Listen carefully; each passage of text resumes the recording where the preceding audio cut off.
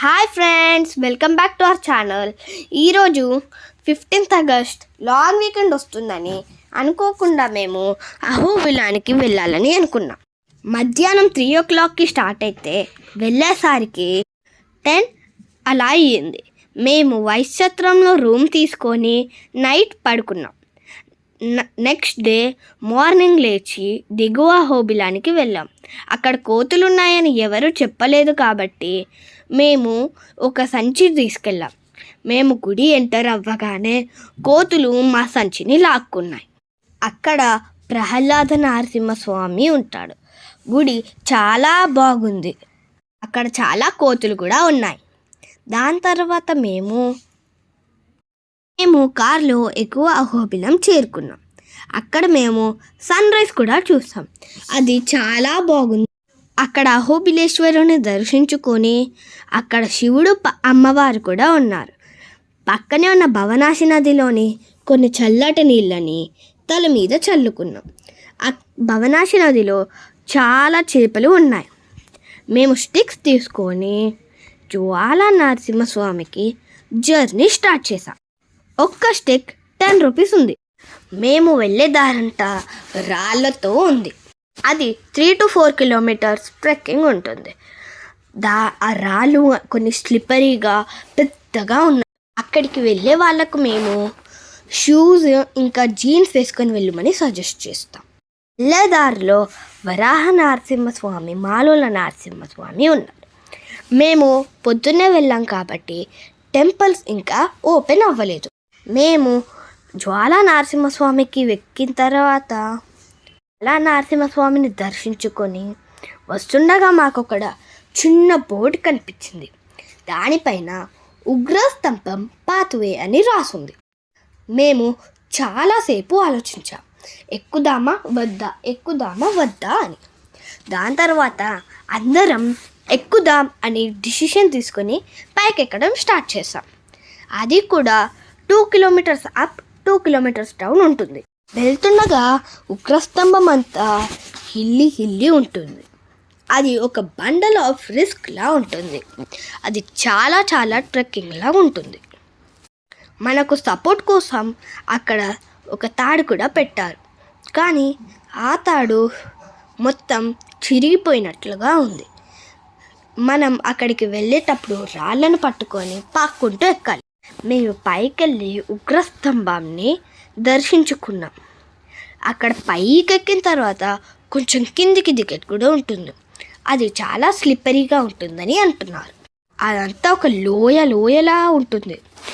2 sides ఏం support లేకుండా మళ్ళీ ఆ రాక్ సైడ్గా స్లిప్ అయ్యేలా ఉంటుంది. మేము పైకి ఎక్కి దిగేసరికి 2 hours పట్టింది. అలా మేము వచ్చేసరికి లంచ్ టైం అయ్యింది. అక్కడ మా స్టిక్స్ని ఎవరో దొంగలిచ్చారు. దిగేటప్పుడు మాకు చాలా కష్టంగా అనిపించింది. మేము వరాహ నరసింహస్వామిని దర్శించుకుని అక్కడ కొంచెంసేపు వరాహ నరసింహస్వామి దగ్గర కూర్చొని దర్శించుకొని మళ్ళీ పక్కనున్న మాలోల దగ్గర ఉన్న స్టెప్స్ని చూసాం. మా నుంచి ఇంకా అవ్వట్లేదు అనుకొని మాలోల నెక్స్ట్ అన్న తరువాత దర్శించుకుందాం అనుకున్నాం. మేము కిందికి వచ్చేసరికి లంచ్ టైం అయ్యిందని అక్కడ ఒక వైశ్చత్రంలో లంచ్ తిన్నాక మేము మా రూమ్ దిగువ అహోబిలంలో ఉన్న రూమ్కి వెళ్ళి కొంతసేపు ఈవినింగ్ వరకు రెస్ట్ తీసుకున్నాం. ఈవినింగ్ అయ్యాక మేము దిగువ అహోబిలేశ్వరుణ్ణి, ప్రహ్లాద నరసింహస్వామిని దర్శించుకున్నాం. మళ్ళీ ఆ రోజు వరలక్ష్మి వ్రతం అవ్వడం వల్ల వెంకటేశ్వర స్వామి గుడిలో అమ్మవారికి వరలక్ష్మి వ్రతం చేస్తారు. మేము టైంకి వెళ్ళడం వల్ల అక్కడ ఉన్న వరలక్ష్మి వ్రతంని చూసాం. అక్కడ కొంచెం ప్రసాదం తిని మళ్ళీ మా రూమ్కి వెళ్ళి అక్కడ లంచ్ తిని పడుకున్నాం. అక్కడ నుంచి మా డే 1 అయిపోయింది. డే 2 అహోబిలంలో మేము మిస్ అయిన ఎగువ అహోబిలంలో మాలోల నరసింహస్వామి, కారంజ నరసింహస్వామిని దర్శించుకోవాలి. మరియు పావన, చిత్రపట, యోగానంద, దిగువ అహోబిలంలో ఉన్న వారిని నరసింహస్వామిని కూడా దర్శించుకోవడం మిస్ అయ్యామని ఇవాళ దర్శించుకోవాలని అనుకున్నాం. మేము మళ్ళీ వెళ్ళేసరికి కొంచెం లేట్ అవ్వడం వల్ల ఎగువ అహోబిలం చేరుకున్నాక పార్కింగ్ సాటర్డే అవ్వడం వల్ల ఫుల్ రష్, పార్కింగ్కి ప్లేసే దొరకలేదు. వాళ్ళు పైన పార్కింగ్ ప్లేస్ లేదని కిందే పార్కింగ్ చేయించారు. మేము బస్లో ఎగువ అహోబిలంకి వెళ్ళి దాని తర్వాత అక్కడ ఒక్కటే బస్సు ఉండడం వల్ల చాలాసేపు వెయిట్ చేయాల్సి వచ్చింది. పైకి ఎక్కిన తర్వాత అక్కడ మేము మళ్ళీ స్టెప్స్ తీసుకొని మాలోల నరసింహస్వామి దగ్గరికి డైరెక్ట్ వెళ్ళాలని వెళ్ళేసరికి కొన్ని అక్కడ 200 స్టెప్స్ అలా ఉంటాయి. ఆ స్టెప్స్ ఎక్కి మేము మాలోల నరసింహస్వామి దగ్గరికి వెళ్ళాం. అక్కడ మాలోల నరసింహస్వామిని దర్శించుకుని పక్కనే ఉన్న ప్రహ్లాద బడి అని బోర్డు చూసాం. అదంతా ఒక సైడ్ హిల్ మొత్తం మట్టితో ఉంటుంది, ఇంకో సైడ్ లోయలా ఉంటుంది. ప్రహ్లాద బడి 1 కిలోమీటర్ 1.5 కిలోమీటర్ ట్రెక్కింగ్లా ఉంటుంది. అక్కడి ప్రహ్లాద బడికి వెళ్ళిన తర్వాత మాకు యోగానంద నరసింహని అక్కడ పేరు కనిపించింది. మేము దిగువ అహోబిలంలో ఒక యోగానంద, ఇక్కడ యోగానంద ఉన్నారా అని పూజారిని అడిగితే అక్కడున్న యోగానంద నరసింహస్వామి వేరు, ఇక్కడున్న నరసింహస్వామి వేరు. ఇక్కడ ప్రహ్లాదుడిని హిరణ్యాకశపుడు పైనుంచి విసిరినప్పుడు నరసింహస్వామి వచ్చి పట్టుకున్నాడని చెప్తారు. అక్కడ ఒక పెద్ద రాయిని ప్రహ్లాద పలకలా భావించి దానిపైన ఓం నమో నారాయణ అని రాసి ఉంటుందని పూజారి చెప్పాడు. మేము రాయి మీద వెతికితే ఒక మూలన మాకు ఓం నమో నారాయణ అని రాసింది. అది ఏ లాంగ్వేజ్లో చూసినా ఒకటేలాగా కనిపిస్తుంది. అతను ఒకటే లాంగ్వేజ్లో రాసిన అన్ని లాంగ్వేజ్లోకి అర్థమైనట్టుగా ఉంటుంది. దాని తర్వాత మేము మళ్ళీ మాలోల నుంచి కిందికి వచ్చి అహోబిలంలో ఉన్న పార్కింగ్ దగ్గర కారంజ నరసింహస్వామిని దర్శించుకున్నాం. మేము దిగువ అహోబిలం వెళ్ళి చిత్రపట యోగానంద నరసింహస్వామిని దర్శించుకున్నాం.